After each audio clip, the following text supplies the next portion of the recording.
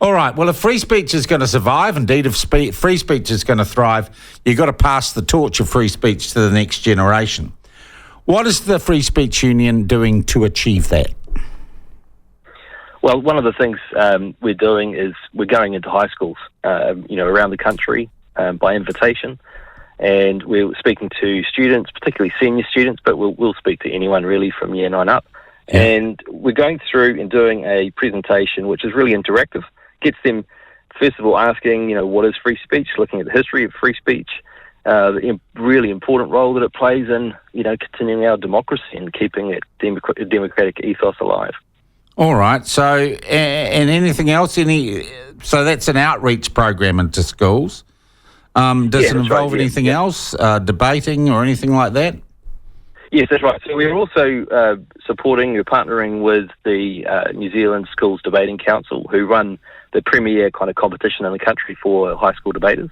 And they've got their grand final, their final series, and then their grand final coming up, in fact, this weekend, and then finishing on Monday. So we're partnering with that, with them on that.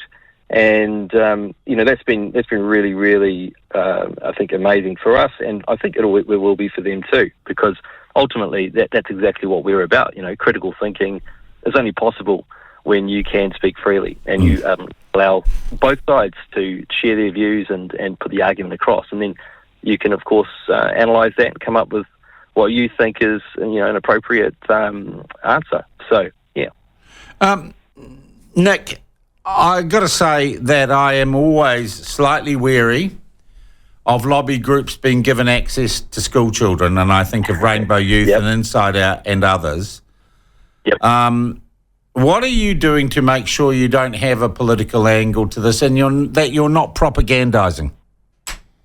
Well, for sure. And as a parent, that would be my first question as well. What are people saying to my kids in the school if it's not, part of the national curriculum?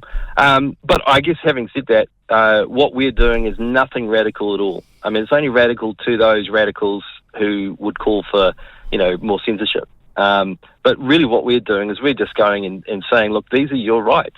We're not going off that particular script. That's our line. These are your rights. They've been assured under this democracy for many, many years, and they're foundational to democratic, participation. Yeah. We don't go in with a substantive view. We're not going in there and saying we're from the left or we're from the right. Doesn't matter how, maybe our opponents might try and sort of stereotype us.